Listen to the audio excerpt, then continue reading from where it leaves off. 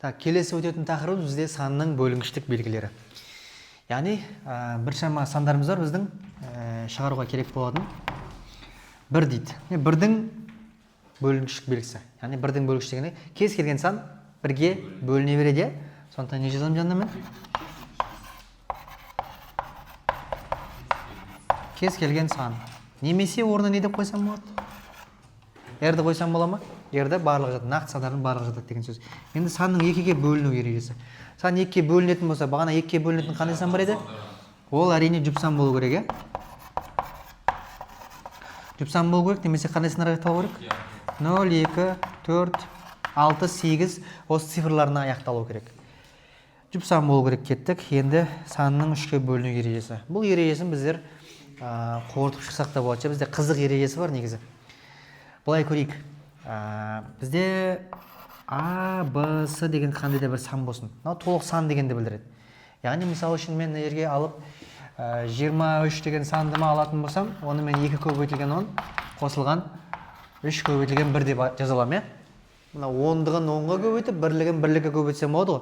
Разряд бойынша жіктеу деп айтады мынанша. Санды разрядқа жіктеу деген тақырыбымыз бар. Сол бойынша мынаны дәлелдеп шықсақ болады екен. Мысалы АБС деген сан болатын болса, оны біз қалай жіктей аламыз? Мынау 100-дігінде тұр, сондықтан 100А болады. 100-ге көбейтсем мынау қосылған 10Б болады, мынаны 1-ге көбейтсем плюс. Осылай жіктеле ма? Осындай сан бола қойсын, осының жіктелуін ашып шықтық. 3 таңбалы бола салсын дедім да, енді бәрібір ғой. 5 таңбалы да болады, просто ұзақ болып кетеді. Осы 3 таңбалымен дәлелдеп көрсете салайық. Осы жерден 3-ке бөлінетін сандарды жіктеп алсақ, 3-ке максималды бөлінетін 100А-ға дейін қандай сан бар? 99 бар ма? Сонда 99А қосылған наран нешені алам? 9Б-ны алам. Болды. Мынаның барлығы мен аламда бүйтіп 3-ке бөлінеді дегенді мен істеп қоям, бүйтіп 3 нүктеменен 3-ке бөлінеді деген сөз, Неге дегенде алдындағы коэффициент 3-ке бөлініп тұр ма? Онда осы санның өзі де 3-ке бөліне береді. 99 3-ке бөлініп тұр, онда мынау бөлінеді. Мынаның алдында 9 3-ке бөлініп тұр, онда мынау да 9Б дегенімде 3-ке бөлінеді деген сөз. Қосылған 99-да неше А қалды? 1 үштік А қалды ма? Неде 9Б-да неше үштік Б қалды? 1 үштік Б қалды, Қосылған не қалды? С қалды. Енді осы санымыз 3-ке бөліну үшін мыналардың қосындысы 3-ке бөліну керек емес па? Міне бізде ереже шықты. Мынау біздің басты ережеміз екен. Санның 3-ке бөліну ережесі АБС деген сан бар еді. Сол санның цифрларының қосындысы 3-ке бөлінсе, онда бұл сан 3-ке бөлінеді деген сөз емес па? Ережесін дәлелдеп шықтық, цифрларының қосындысы екендігін. Мысалы үшін, неге біз бір сан ала қояйық? 272 деген сан 3-ке бөліне ма? Мен бүйтіп қоям да 3-ке деп қоям. Осы сұрақ белгісінде. Оны жазу үшін мен 2 қосылған 7 қосылған 2 деймін. Қанша болады мынау? 11 болады. 11 3-ке бөліне ма? Жоқ, бөлінбейді. Сондықтан не істейді екенбіз? Сызып тастай салады екенбіз. Енді 3-ке бөлінетін болса, қандай да бір 81 деген санды мен 3-ке бөліне ме деп айтсам? Бөлінеді. 8-ге 1-ді қоссам қанша шығады? 9 шығады. 9 мінде 3-ке бөлінеді. Онда мына галочка орындалады екен, 3-ке бөлінеді деген. 3-ке бөліну ережесі бізде осындай екен. Енді келесі тура осы секілді бізде келесіне өтіп көрсек болады екен, санның 4-ке бөліну ережесі. Санның 4-ке бөліну ережесін тура осылай жазып алуға болады екен. Мысалы үшін АБС деген санымызды қайтадан ала қояйық. Разрядқа жіктейтін болсақ, менде не болады? 100А қосылған 10Б қосылған С ма? Мына бір саным менде 100 дегенім 4-ке бөлініп кетеді ғой. Онда мына екеуі не істесе болады? 4-ке бөлініп кетсе болады. Бұның да құрамынан бөліп алсам болады негізінде. 8Б-ны алып тастап 2Б қосылған С деп алсам болады. Но бірақ тура осы күйінде алатын болсам, мынау БС деген сан емес пе? Дұрыс па? Яғни мына санның соңғы 2 цифры деген сөз ғой. Келісеміз бе? Осы нәрсе менде 4-ке бөлінетін болса, онда санымыз 4-ке бөлінеді екен. Мысалы үшін мен бүйтіп қояйын. 517 деген сан 4-ке бөліне ме? Енді бұл логичный, себебі мынаның өзі тақсан, Тақсан болып тұр ғой, Сондықтан бүйтейін, мынаны өзгертелікті 8 қой жере салайын. Бөліне ме? Жоқ. Соңғы 2 санына қараңдар. Осы соңғы 2 саннан құралған 18 деген сан 4-ке бөлінсе, онда 518 де менде 4-ке бөлінеді деген сөз. Бөліне ме? 18 4-ке бөлінбейді. Сондықтан мынау бізде қате екен. Осы секілді 17848 дейін. 4-ке бөліне ме? бөлінеді. Себебі мына жердегі 48 деген сан 4-ке бөлініп тұр, иә. Мына сан бізде 4-ке бөлінеді екен. Санның 4-ке бөліну ережесі бізде алдағы уақытта қатты керек болатын ережелердің бірі. 4-ке бөлінеді, 2-ке бөліну, 3-ке бөліну. Жазып жатқан сандар мен ең көп қолданылатындар мен сіздерге қазір жазып беремін. Келесі кеттік. 5-ке бөліну ережесі. Жаңағы бойынша разрядпен бәрін қорытып аламыз. А, Б, С деген санымыз. 100-а қосылған 10-б қосылған С. Мынау бөліне ма? 100 деген менде 5-ке бөлініп кетеді, иә? Мынау бөліне ма? Аха.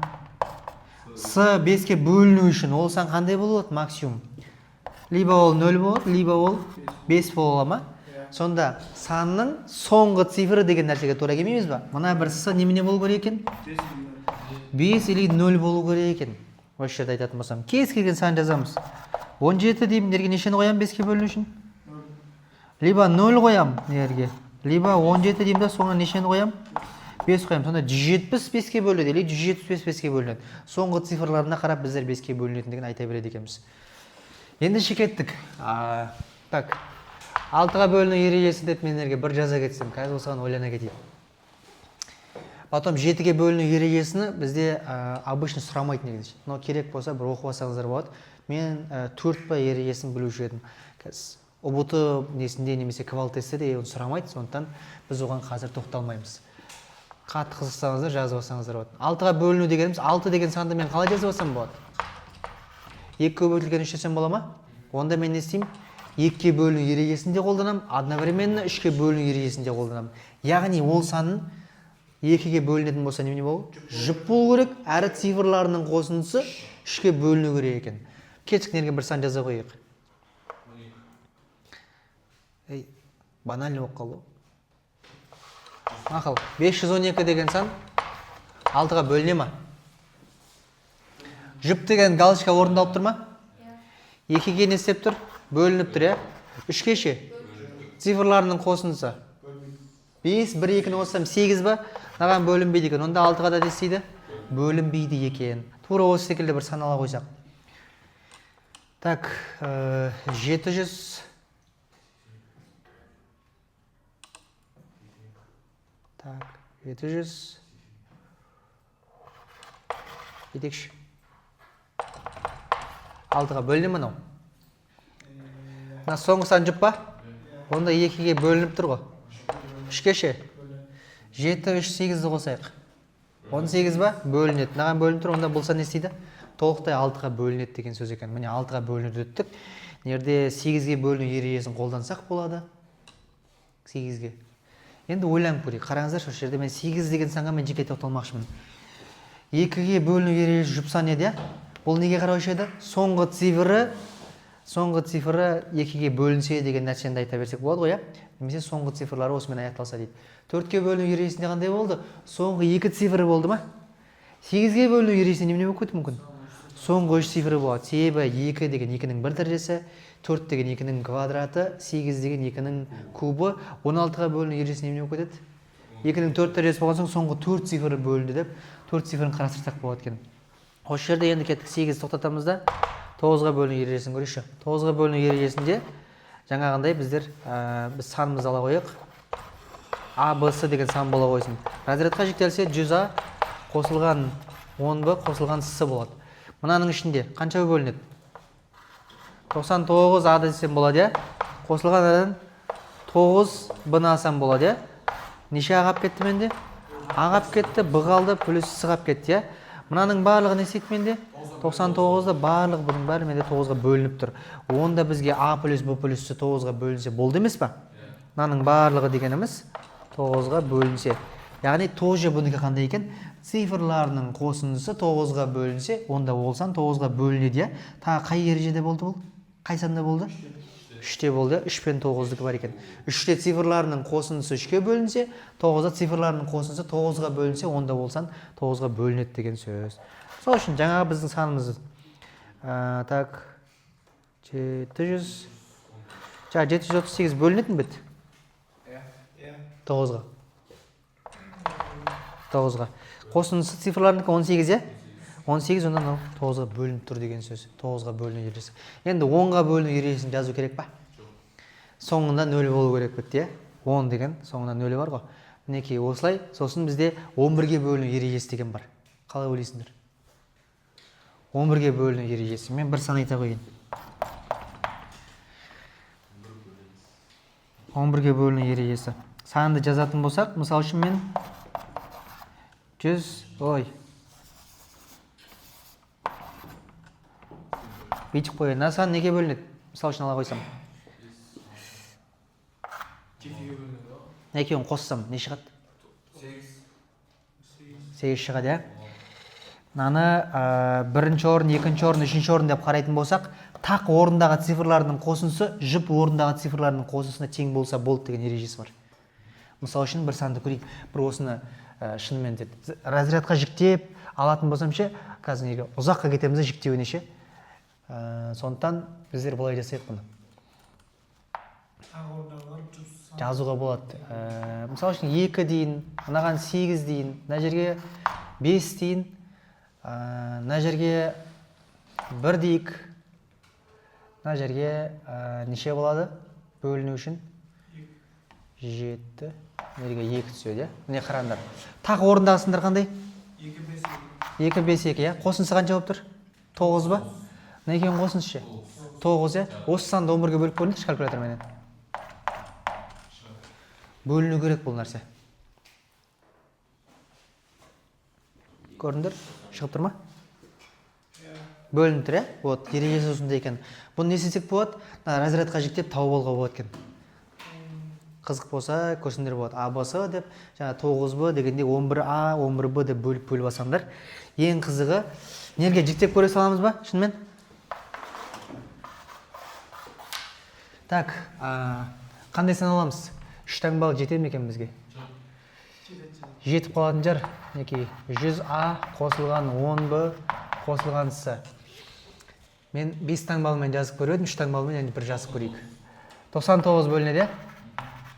Нерден? 11-ге бөліну үшін? Не алсам болады? 11Б десем бола ма? От себе. Мына неше қалды? А қалды. Мынадан? Минус Б қалған жоқ па, иә? Минус Б қалды. Мынадан С қалды ма? Мынандай несе қалды ма? Бізде басында қандай сан болды? АБС деген сан болды ғой, иә? Мына 99 11-ге бөлінеді. 11 Б 11-ге бөлінеді. Онда мына толығымен не істейді? Нер? 11-ге бөлініп тұр мынау. Мынау 11-ге бөлінсе бұл деген не деген сөз? 11-ге бөлінеді деген сөз. Осы екеуі 11-ге бөлінсе, А плюс С-ның қосындысы мен Б-ның қосындысы тең деген сөз емес пе? Яғни мына екеуінің қосындысы мынаған тең деген сөз ғой. Ережесі бойынша түсіндіңдер ма? Немене екен? Тақ орындағы сандарды қоссам, жұп орындағы сандарды қоссам, екеуі тең болса, онда ол сан 11-ге бөлінеді екен. Не осындай ережесі бар екен. Теориялық сабағымызды қазірге жалғасын түсірейік қазір өшіріп ше.